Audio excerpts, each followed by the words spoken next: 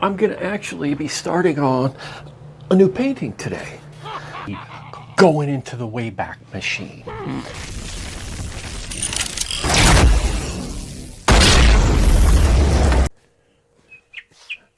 Hey everybody, hey Jim.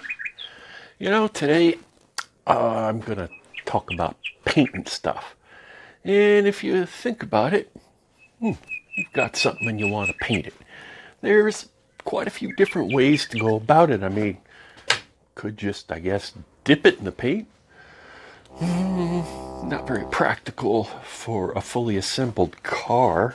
Could use a roller. I guess that would work, but I'm not really doing this for the Gambler 500, so using house paint in a roller or a big old paintbrush, yeah, I can make cars look pretty nice with a paintbrush, but just pictures of cars, not the actual things.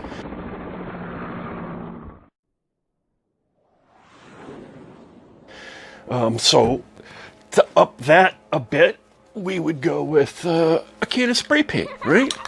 We could rattle can the thing, right? I was really hoping for a little better than that.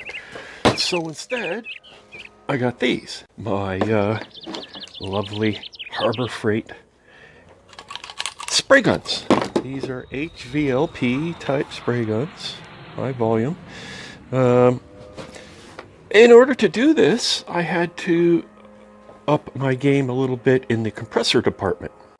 I've been running this little guy for my shop, and it worked great for nail guns and all that kind of stuff. Sorry about the noise, the gardeners out there making the yard look pretty. Anyway, this thing is great. It works great for nail guns and that kind of thing. Higher volume? Yeah, not so much.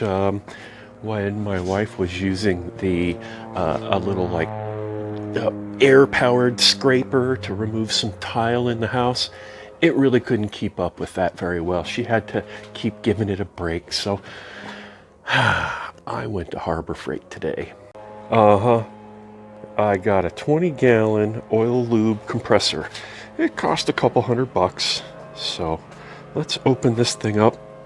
We're gonna put this to rest because we're gonna spray some real black paint with these spray guns on the wheels. If I can get this started. I really wish that Gardner had that machine he's using stuffed squarely up his excuse me. Stupid noisy gardeners. Ooh. Listen to that. I got him with the plasma gun. Just kidding. I've been working on the body. I started with one coat of my body filler and all of these guys and then sanded them back down, and I'm going to have to do it a few times to get the shape up to where it's got to be just right. But it seems to work out pretty good. When I finally busted some of this stuff out, it smells just like Bondo to me. It just seems like it's a little bit thinner. It's a little bit runnier than Bondo that I've seen before, but it seems to work pretty good. Worked out. I'll maybe show you an application of it tomorrow, because I'm gonna have to wrap this up for tonight. But it's starting to come along, coming together. And let me show you the paint. This is the paint I got, and it uses this stuff, this activator, and this stuff. You have to mix them. It's 6 parts, 1 part, 1 part. I've got these little cups they gave me that show on the side here. See, it says 6-to-1 there, so then you can pour it in this cup. Anyway, that makes it easier to mix it accurately. And this is my primer, of course. and that also has a hardener you have to mix into it. And I'm going to be spraying that black on the wheels, and I'm going to be spraying this primer on where I'm doing my body repair on the car. Well, there we have it. Day 2 of my effort to paint this car, and didn't actually paint anything yet.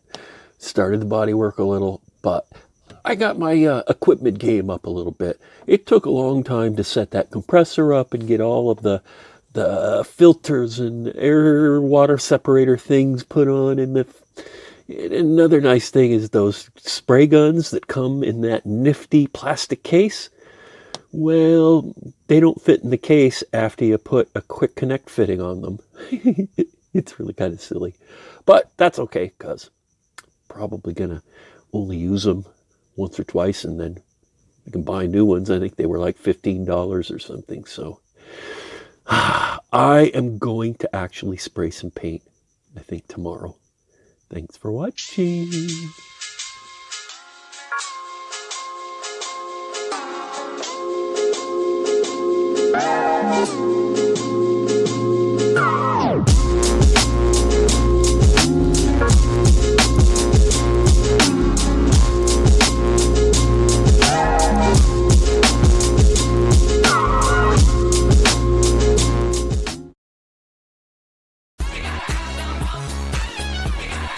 Yeah, baby.